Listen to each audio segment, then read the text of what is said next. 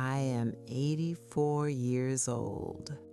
I have 3 children, 7 grandchildren, a great-grandchild on the way.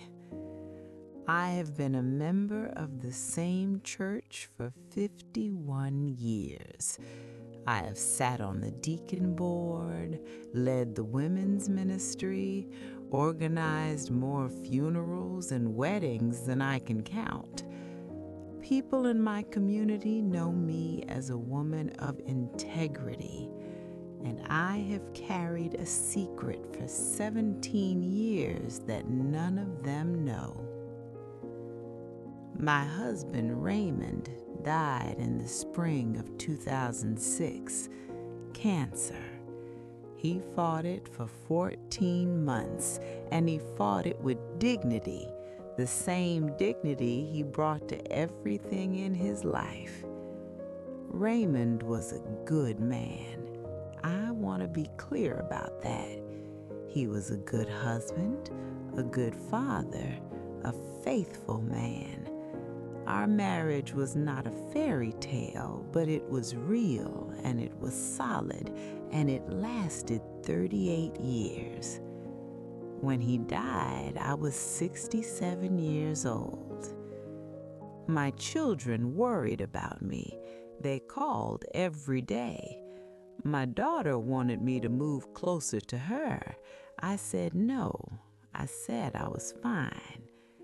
I was not fine. I was hollow, that's the only word, like someone had reached inside me and taken out whatever was keeping me warm.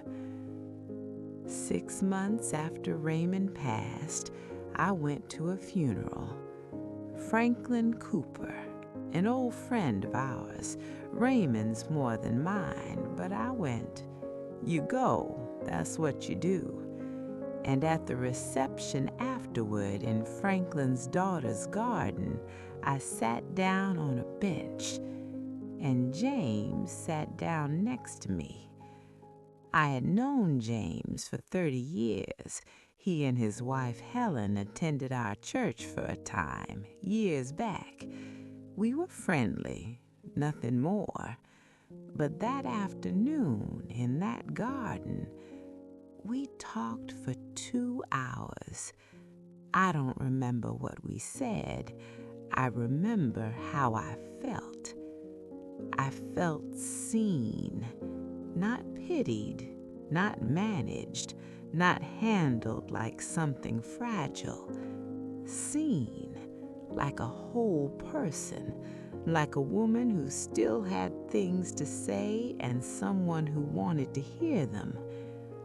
I drove home that evening, and I sat in my car in the driveway for a long time, and I thought, what was that? I'm not going to hide what happened next. We started meeting for coffee, once a month, sometimes twice, a diner on the south side, always the same booth. We talked about everything. Our children, our lives, our losses, our regrets, things I had never said to anyone. And yes, there was more than coffee. I am 84 years old, and I can say that plainly. There was more than coffee. James was married. He is still married. Helen is still alive. She had a serious illness some years later. She recovered, God willing. I knew it was wrong. I knew it every single time, and I did it anyway. I want to try to explain what that feels like, to know something is wrong and do it anyway. Not out of recklessness, not out of not caring, but out of hunger. I was 68 years old. I was a widow. I was sleeping in Raymond's bed, being very, very good. And with James, I was alive. not the kind of alive that looks good in church, the messy kind, the kind with want in it, the kind where you feel the blood moving through your body and you think, oh, I'm still here. I had forgotten I was still here. It ended when Helen got sick. James called me. He was very gentle. He said he couldn't continue. He said he was sorry. I said, "Don't be sorry. Go take care of your wife." And he did, and I went back to being very good. That was 17 years ago. I have not spoken his name to anyone, not to my children, not to my pastor, not to my closest friend.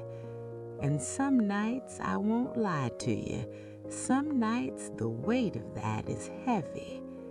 Not because I regret it exactly, but because secrets are heavy things to carry alone, and the older you get, the heavier they become. My children think they know my mother completely. They know a true version of me. They just don't know all of it. I spent a long time calling myself a sinner for what I did. I grew up in the church. Sin has a very specific gravity in my life. I know what it weighs. But I have been sitting with this for 17 years, and I have come to a different place. What I did was complicated.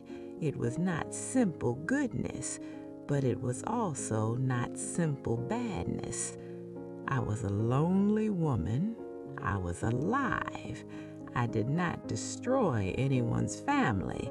No one was harmed in any way I can see. And I refuse at 84 years old to die hating myself for having been human. That feels more important to me now than being right.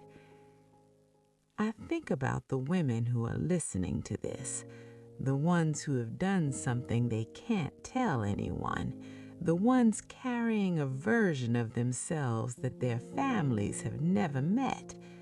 I want to say this: you are not less good because you are not simple. The most loving people I have ever known have been complicated people, people who wanted things they weren't supposed to want, people who made choices they couldn't explain, people who loved imperfectly and knew it. That is not failure. That is being human. I have 3 children who adore me, 7 grandchildren who think their grandmother hung the moon. I have a secret. All of those things are true at the same time. I have loved well in my life. I have been loved well. I have kept my secrets. All of that is true at the same time.